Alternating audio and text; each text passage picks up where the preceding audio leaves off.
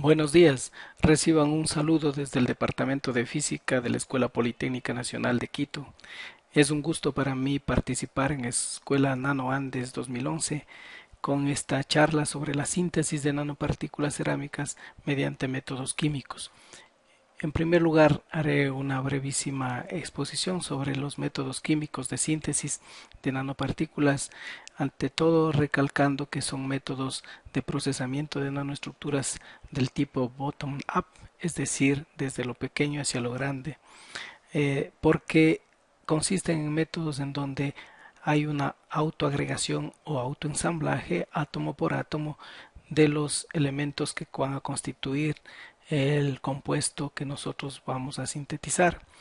Estos átomos se encuentran en general inmersos o contenidos en precursores químicos que son los que reaccionan, y las reacciones se hacen bajo el control del crecimiento de la nueva fase que estamos nosotros buscando.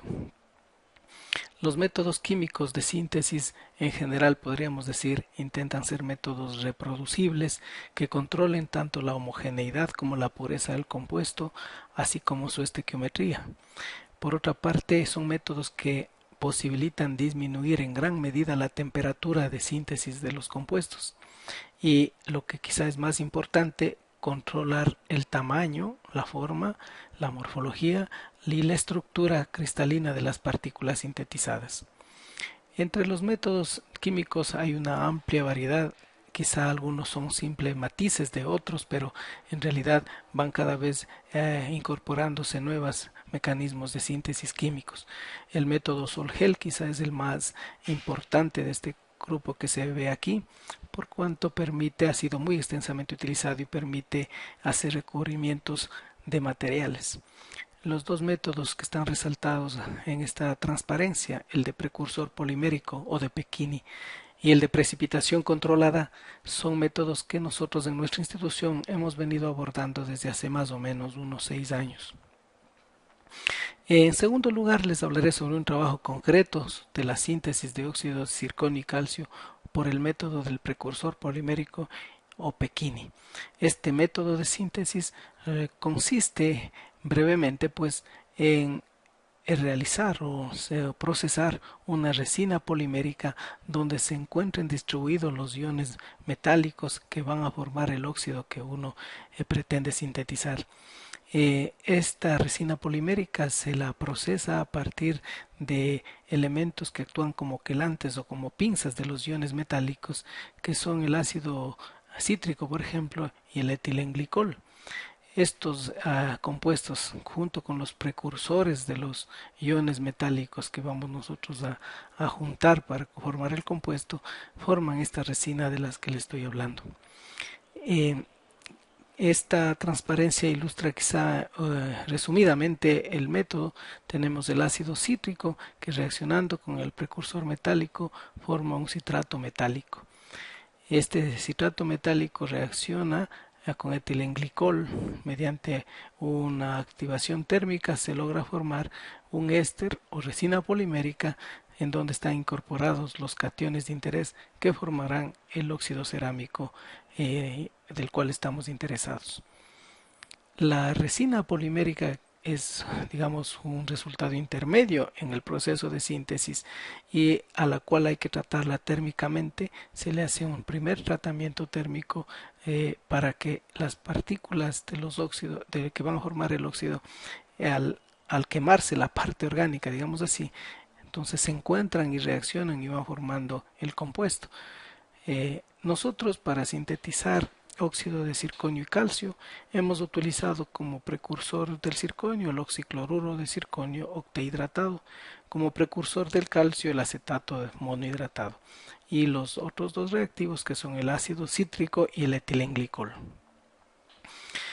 Este diagrama muestra el procedimiento general para formar el compuesto. Partimos del etilenglicol y el ácido cítrico y hacemos una solución 4:1, agitando la solución a 70 grados centígrados. Incorporamos a esta solución el precursor del calcio y también el precursor de circonio. teniendo como resultado una solución transparente que se la calienta a 140 grados centígrados y se la agita constantemente. Esto produce, al final de unas horas, la resina polimérica de la cual hemos estado hablando. A la resina polimérica se la precalcina a 250 grados centígrados, en este caso, por varias horas, hasta obtener un polvo precursor o una resina que se le llama resina seca. Esta resina se la tritura y una fotografía de esta resina triturada es la que tenemos aquí en esta transparencia. A esta muestra se la calcina. En nuestro caso hemos hecho una calcinación a varias temperaturas. La máxima temperatura utilizada ha sido la de 800 grados centígrados y con ello hemos obtenido el óxido de circonio con calcio. Para saber qué composiciones tenemos y qué fases tenemos y qué estructura cristalina tiene, se han hecho ensayos de difracción de rayos X. Para ver la morfología hemos analizado por microscopio electrónico de transmisión, y para analizar también los grupos funcionales presentes en el compuesto se ha hecho caracterización por espectroscopía de infrarrojos con transformada de Fourier. Los resultados acerca de la estructura cristalina se muestran aquí. En la figura de la izquierda tenemos difractogramas en la parte inferior de la muestra sin calcinar, luego 400 grados centígrados de calcinación, a 600 y finalmente a 800 grados centígrados. Así vemos la evolución del proceso de cristalización del compuesto. A 800 grados centígrados prácticamente tenemos cristalizado el óxido de circonio calcio, cuyo espectro lo vemos en la parte derecha de esta transparencia.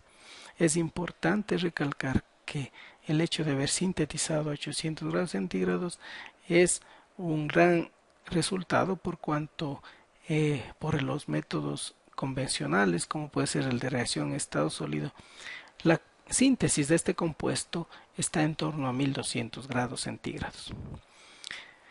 Respecto a la microestructura, tenemos aquí una fotografía obtenida por microscopía electrónica de transmisión con una escala de 100 nanómetros, en donde se pueden ver aglomerados de partículas que tienen también bordes algo definidos, es decir, que son cristalitos, y estos aglomerados pueden visualizarse ahí, no tan claramente, pero sí se pueden visualizar que están compuestos por partículas más pequeñas o partículas que se llaman primarias, cuyo diámetro es inferior a los 100 nanómetros. Dicho de otro modo, se han obtenido pues nanopartículas aunque están aglomeradas en unas partículas mayores. Trabajamos con otro método de síntesis, que es el método de precipitación controlada. Quizá este es el método que más lo hemos desarrollado en nuestro departamento, y por ello, porque hemos hecho varios trabajos con este método, les voy a resumir en qué consiste.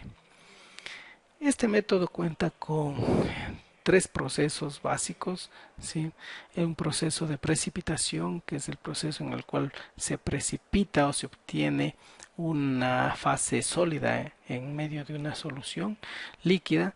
Tenemos luego un proceso de lavado de esta fase sólida, y luego tenemos un proceso de tratamiento térmico de la fase sólida. En el proceso de precipitación podemos distinguir tres etapas: la nucleación, el crecimiento cristalino de la nueva fase y un tiempo de reposo en el cual se deja el precipitado por algunas horas, en el cual siguen las reacciones químicas. Y luego, en el proceso de lavado tenemos nosotros tres etapas. Podemos hacer una filtración, a veces también se hace una centrifugación para de la solución donde hay el precipitado extraer, digamos así, solo el sólido húmedo. Se hace una redispersión con etanol, por ejemplo, con un disolvente, y este proceso de redispersión permite lavar, digamos así, el sedimento, y luego otra vez se hace la filtración. Así luego también se deja un tiempo de reposo a la muestra obtenida. Finalmente, el proceso térmico consiste en hacer un secado y una calcinación. A grandes rasgos podríamos decir que en el proceso de precipitación hay una formación de complejos precursores de zinc, ¿sí? Estos complejos precursores de zinc en la segunda etapa van transformándose poco a poco a óxido de zinc. Y en la tercera etapa tenemos una transformación completa al óxido de zinc. Para el proceso de precipitación, decimos, tenemos que hacer una sobresaturación de la solución.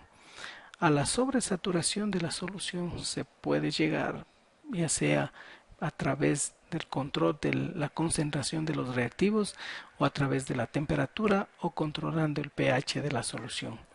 En nuestro caso usamos una sobresaturación controlando el pH de la solución, para lo cual se añade un agente precipitante que puede ser un hidróxido, el cual se va añadiendo poco a poco a la solución, induciendo reacciones químicas y variando el pH.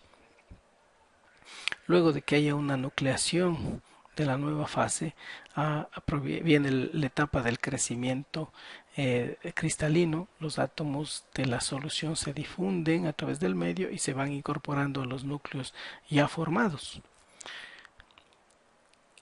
La nucleación compite con el crecimiento cristalino. Cuando la velocidad de nucleación supera la velocidad de crecimiento cristalino, lo que se obtiene son una gran cantidad de partículas muy pequeñitas, es decir, tenemos unas partículas coloidales.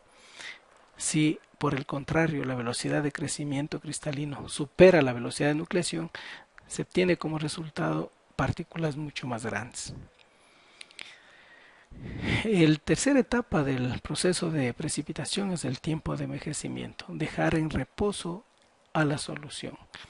Aquí, por cuanto estamos en un compuesto que tiene dos fases, una fase sólida y una fase líquida, esa convivencia, digamos así, hace que se desarrollen cambios estructurales dentro del precipitado.